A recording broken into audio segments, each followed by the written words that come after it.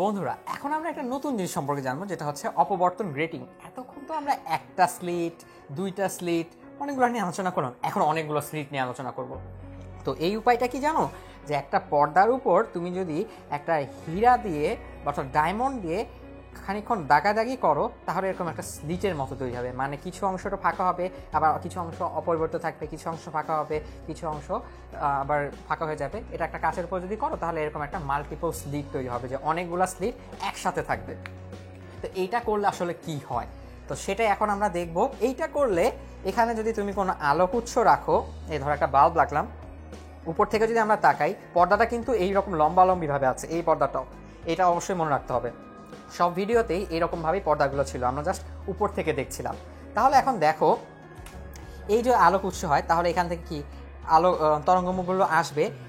এর ফলে যে এই মাল্টিপল স্লিট, অনেকগুলো স্লিট পার হওয়ার পরে এখানে একটা পর্দা তৈরি হবে। বুঝতেই পারছো, যেহেতু অনেকগুলো ওয়েভ এখানে একসাথে তৈরি হবে, প্রত্যেকটা একটা হাইয়ানের নীতি অনুযায়ী প্রত্যেকটা ওয়েভের সেকেন্ডারি ওয়েভ তৈরি হবে। সেই সেকেন্ডারি ওয়েভগুলো সব মিলিত হয়ে এখানে একটা ফ্রিঞ্জ বা পট্টি তৈরি করবে। তো এটা একটা দেখার বিষয়। তাহলে এখন ভাবো যে পট্টিটা দেখতে কীরকম হচ্ছে। পট্টিটা দেখতে এক্স্যাক্টলি এরকম হবে, একদম এরকম। মানে এই দেখো, স্পষ্ট আলো, অন্ধকার, স্পষ্ট আলো, অন্ধকার, স্পষ্ট আলো, অন্ধকার, এইরকম একটা প্যাটার্ন মেনটেন করবে। ধরো এটা যদি মাঝখানে উজ্জ্বলতম আলো হয়, তাহলে এরপরে থাকবে 1 2, উপরের দিকে গেলাম ধরো আমরা, এটা হচ্ছে প্রথম স্পষ্ট আলো, তারপর দ্বিতীয় স্পষ্ট আলো, এটা হচ্ছে নিচের দিকে, যেহেতু এই জন্য মাইনাস দিয়ে চিহ্নিত করেছি। আবার ঠিক অন্ধকারগুলো একদম স্পষ্ট দাগ হবে। এই ঘটনাটা কেন হবে সেটাই দেখার বিষয়। চলো সেটা একটু ঝটপট দেখে ফেলি। তো ধরো এই হচ্ছে একটা আলোক উৎস, আবার এখান থেকে একটা আলোক উৎস আসছে। ধরো এই বিন্দুতে যখন মিলিত হচ্ছে, তখন দেখো এইখানে সে ধরো এই দুটো থেকে আলো মিলিত হলো। তাহলে চিন্তা করো এখানে পথ পার্থক্যটা কি হবে, এই স্লিটটা আর এই স্লিটটা। তাহলে এদের মাঝখানে পথ পার্থক্য নিশ্চিন্তে এই বাদামি জায়গাটুকু, এইটুকু পথ এই রশ্মিটা বেশি অতিক্রম করেছে। তাহলে যেহেতু আলো দেখা যাচ্ছে, আর আমরা জানি আলো দেখার শর্তটাই হচ্ছে এই সাইন থিটা এন ল্যামডা, তার মানে এইখানে পথ পার্থক্যটা হচ্ছে ল্যামডার গুণিতক, অর্থাৎ আমরা এটাকে ধরতে পারি 1 ল্যামডা। ঠিক আছে। আবার ধরো এখানে কেন এত স্পষ্ট আলো দেখা যায়, সেটাই প্রশ্ন, যে এত স্পষ্ট কেন দেখব। কারণ হচ্ছে তুমি এইটার সাথে এই স্লিটটার সাথে এই স্লিটটার কথা যদি চিন্তা করো, তাহলে এই স্লিটটা গিয়েছে এইভাবে। তাহলে চিন্তা করে বলো তো, এর সাথে পথ পার্থক্য কত হবে, 2 ল্যামডা।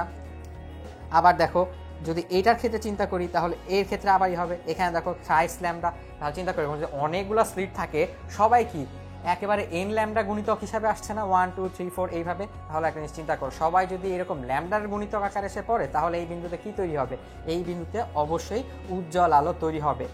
যদিও বা এটা অপবর্তন রেটিং বলা হয়, তবু এটা হবে। কারণ অপবর্তনের ক্ষেত্রে এটা ছিল কি, দেখো এখানে কিন্তু আমরা W/2 ইউজ করতাম, এই অর্থাৎ অর্ধেক দূরত্ব হিসাব করতাম বলে আমরা ওই পাশে দেখতাম যে λ/2 কাটা যেত, ফলাফলস্বরূপ এই সূত্রটা এইরকম হয়ে যেত, কিন্তু আমরা পেতাম অন্ধকার পট্টি। কিন্তু এখানে তো আর তা হচ্ছে না। এখানে পথ পার্থক্যটাকে আমরা ধরবো, একটু পর হিসাব করব।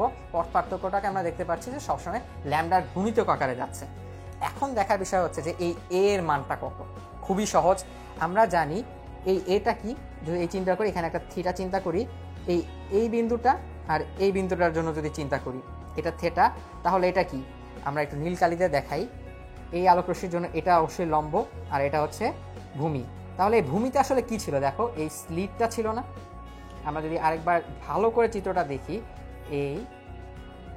এই তাই না, তাহলে দেখো এখানে তফাৎটা কি, এইটার সমান আমরা কি বলতে পারি, এটা যদি থেটা হয়, তাহলে এই পুরা ডিস্টেন্সটা যদি ডি হয়, তাহলে এইটার সমান আমরা কি লিখতে পারি, এই এক্স সমান আমরা লিখতে পারি এক্স সমান, আসলে এটা আমরা লিখতে পারি এক্স সমান ডি সাইন থিটা, তাই না। এই ডি সাইন থিটা কিন্তু এ সাইন থিটা, কারণ এই এক্স সমান হচ্ছে পথ পার্থক্য। তোমরা আশা করি বুঝতে পেরেছো। তাহলে এখন জিনিসটা চিন্তা করো, এই ডিটা আসলে কি। ডিটা হচ্ছে এই যে স্লিটের অংশটুকু, আর এই যে অন্ধকার আর কি, যেটুকু স্লিটের অংশ না, মানে ছিদ্রের বাইরের অংশটুকু, এটুকুর যোগফল। তাহলে আমরা এটাকে ধরি এ, আর এই অংশটুকু ধরি বি। তাহলে ডি সমান আমরা লিখতে পারি এ প্লাস বি, তাই না।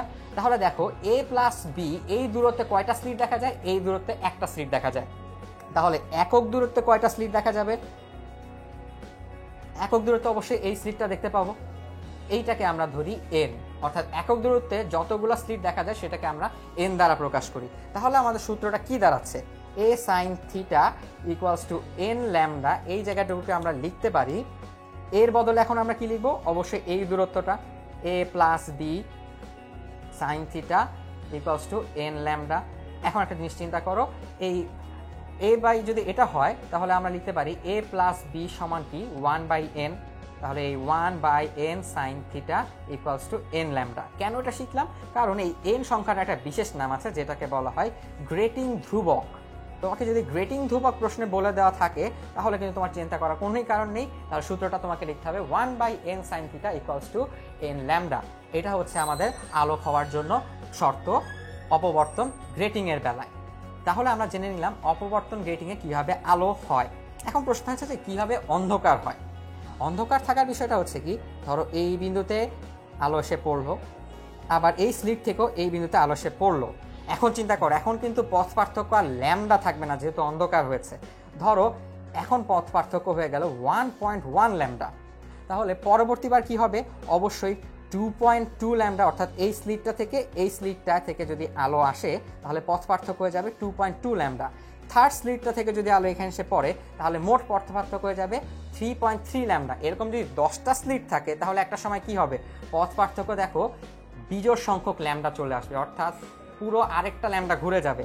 তাহলে দেখো এই রকম করে যদি প্রত্যেকবার এরকম পথ পার্থক্য বাড়তে থাকে, এই যখন এটা হাফে পৌঁছায় যাবে তখনই কি হয়ে যাবে? এটা অন্ধকার হয়ে যাবে না?